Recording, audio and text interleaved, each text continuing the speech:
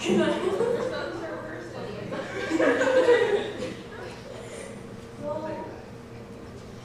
you thinking of killing me as you killed the Egyptians yesterday? When Moses heard this, he fled to Midian? Okay. Where he settled as a foreigner and had 2 sons. After 40 years had passed, an angel appeared to Moses in the flames of a burning bush in the desert near Mount Sinai.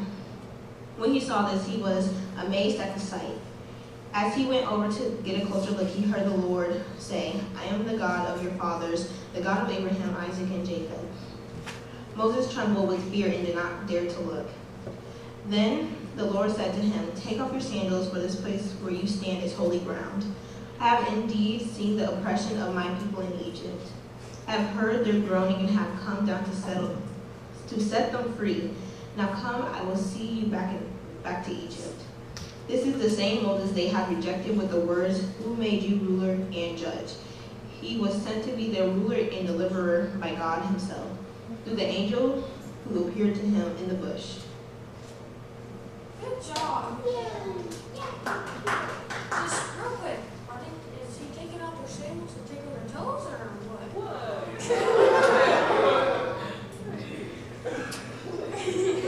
Well, I'm just being transparent here. Transparent. Okay. 3. Okay.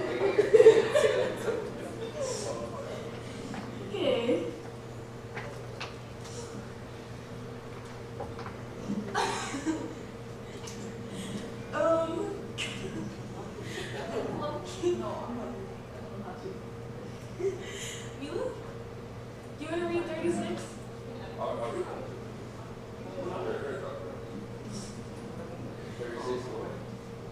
Just 36.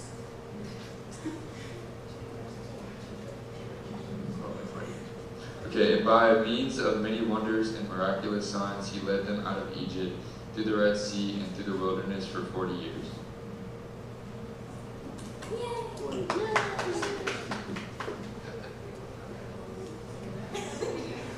Okay.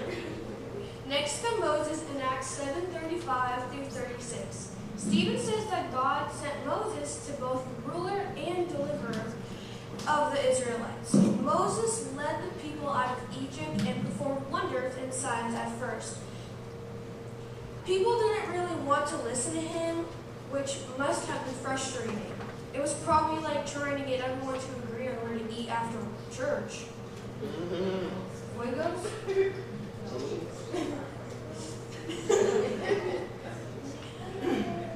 But God gave Moses the strength and courage he needed. Moses teaches us that God can use anyone, even people who don't think that they're good enough. Because there are some people out in the world who are like, man, I didn't do my homework, such a bad kid. And then there's some people who are like, hey, it's okay, it's okay, you didn't do your homework. I mean, you only get a family grade, that's okay. You know? Like, yeah, you get a bad grade, you don't think you're enough because you think you're bad at reading or spelling or and then like someone just wants to encourage you because, you know, they think you're good enough, but you don't think you're good enough yourself. You've got to believe in yourself too.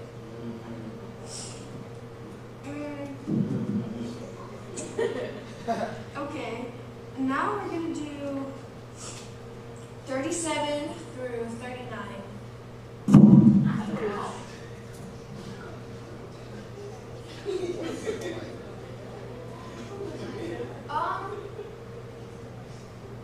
You're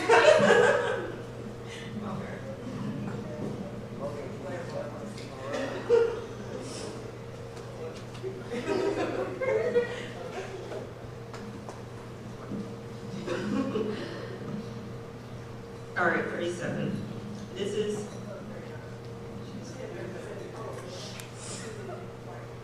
39.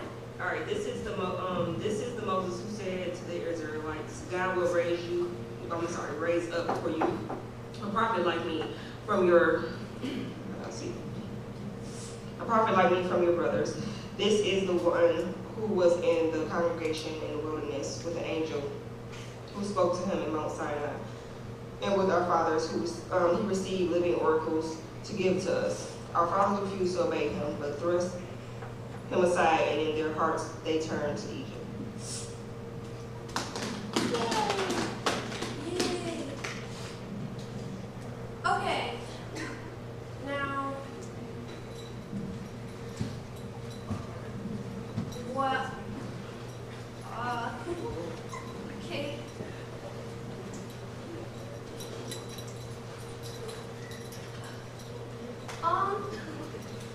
Kristen, you ready? 40 to 41. All right. 40 to 41. They told Aaron, "Make us gods who will go before us. As for this Moses who brought us out of the land of Egypt, we don't know what's happened to him." They even made a calf in those days, offered sacrifice to the idol, and were celebrating what their hands had made. Yay! Okay. So what? Oh, okay. Okay, so basically then Stephen talks about the Israelites in Acts 7:39 through 41. Stephen explains that the people refused to obey Moses and turn their hearts back towards Egypt. What are you laughing? You want to stand up and talk to the class?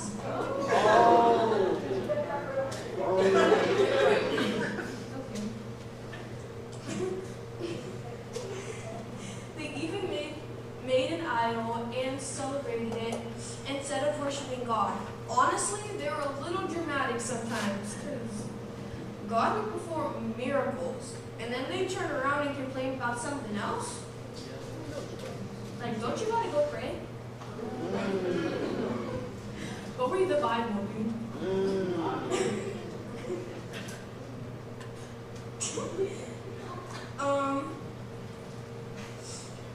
But even when they were messed up, God continued to love them and give them chances to do better.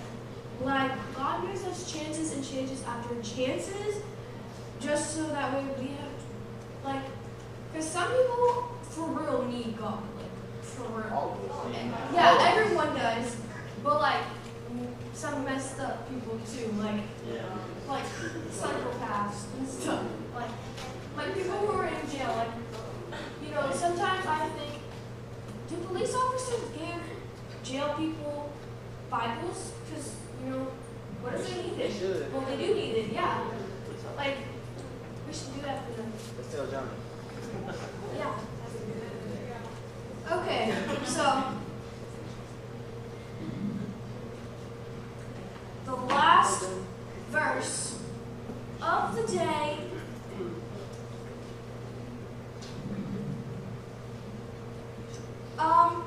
you know what? I'll read it. It doesn't look that hard to read.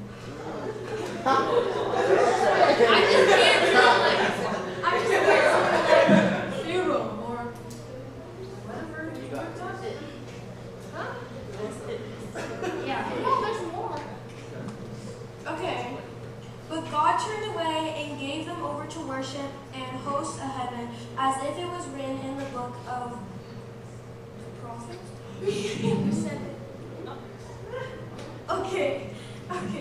So basically, the big lesson is Stephen wants everyone to understand is that God has always been faithful, and though Abraham, Joseph, Moses, and the Israelites, God kept his promise and never gave up on his people. Stephen wasn't just telling stories, he was showing that God has been working all along, and that people should recognize what God has been doing for everyone, because God does miracles that we don't even, like, he heals the sick, he heals, yeah. Okay, so basically, guys. Okay, so as people and me last verse, read Acts chapter 7, verses 1 through 42. Think about these stories connect together. Think about how God stayed faithful through every situation and how he still does that today.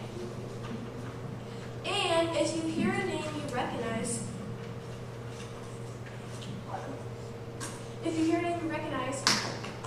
congratulations, you get a gold star. Yeah. If you recognize all the names, give yourself 2 gold stars. You've been reading your Bible. But before I close out real quick, I do just want to say, because my nervous system was so high, so I forgot to introduce myself and tell you some things. So, my name is Bella, and I recently got saved like 2 months ago.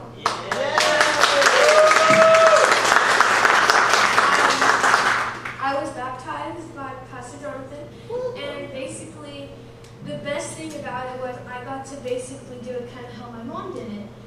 My mom got baptized in like French braids and a Cowboys jersey and some black shorts. And by Pastor Jonathan. I got to do that same exact thing with the same jersey my mom had on too. Aww. So it was really life-changing for me because, it's like, I want my kids to do that now because it's like, it's now a tradition. But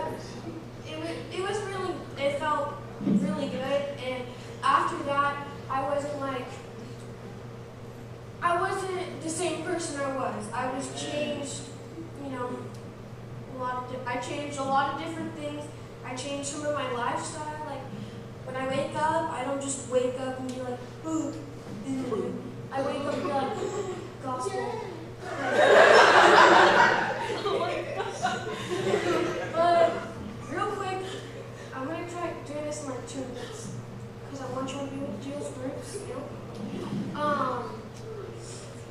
But basically, I have a quick little testimony of me. So basically, when I was younger, my dad wasn't really around because, it didn't feel like being around, which still is not okay. I had a single mother who was working her butt off just to take care of me. She was finding jobs, she was trying to hang out with me, we were trying to do all this fun stuff, but money gets hard. But I still got to do fun stuff with my mom, and one day, I've been here at the church since I was like Baby. and so a lot of people have helped me, like Pastor Ray and stuff, and so basically, a lot of things have happened in my life, but one day, I turned 7, and I wanted to go to church. I turned 7, but obviously on my birthday, I wanted to go to church, and at first, I just thought it was fun and games, just games, not really paying attention on what God has been doing into everyone's lives, and so that was about like 7 to 8, 9, but I turned 10. I went to SFU, and I actually finally, felt the meaning of what Pastor has been teaching about, and then it stuck out to me, and I was like, wow, because Pastor Ray kept talking about being saved. So, at SFU, about stage left, I got right in front of Josh's drums. I don't know him. I got saved there too. My friend was kind of dying. Right here? Yeah. Thank you, Sophia. I was right there, and I was talking to God, and it got real emotional because I was going through a lot of things. My dad trying to come back, a lot of other things happening. A lot of things are happening in my life then.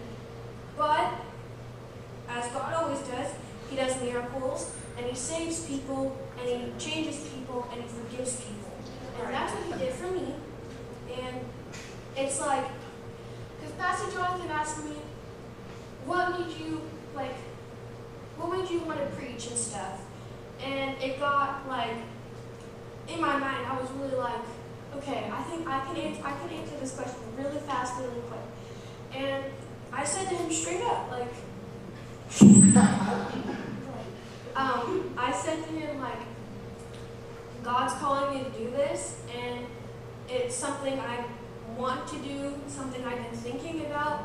And when I finally asked him if I could do it, my heart was so happy, my head was happy, my body was happy, my clothes were happy, my face was happy, my sisters were happy for me, my mom was happy for me, my dad was happy for me.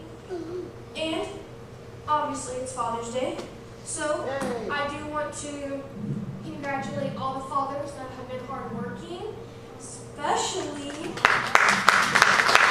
dad.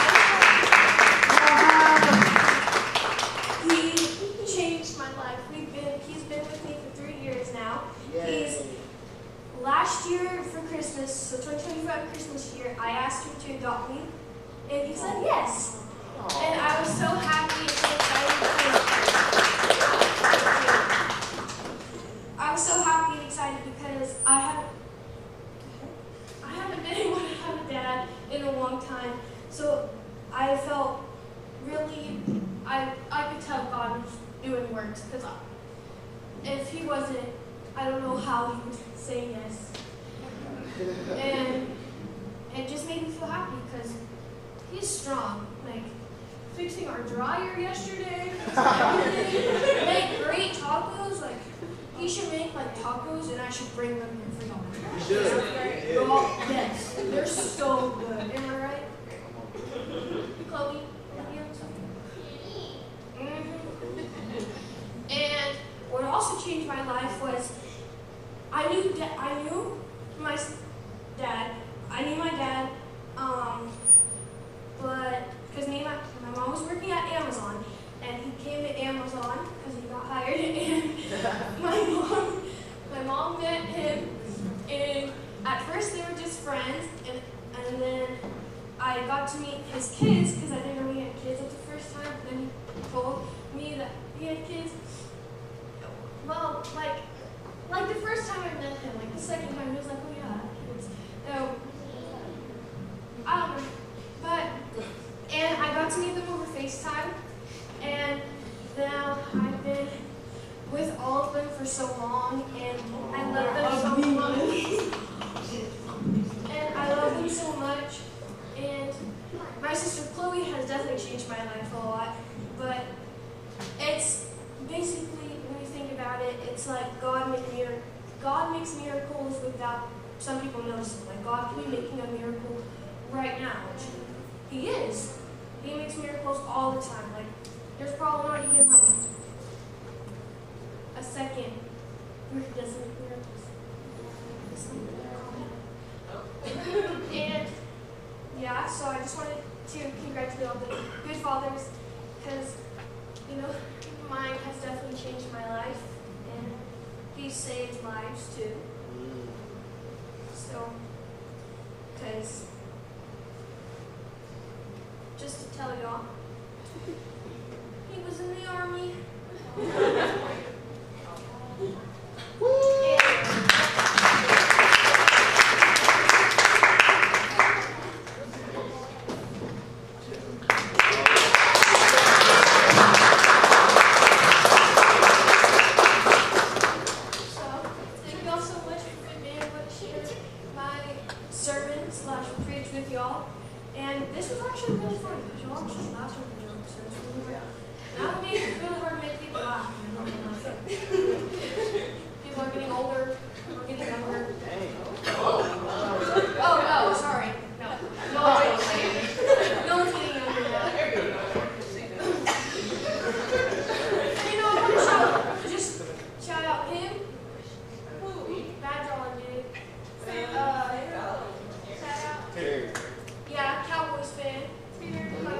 Seahawks guy.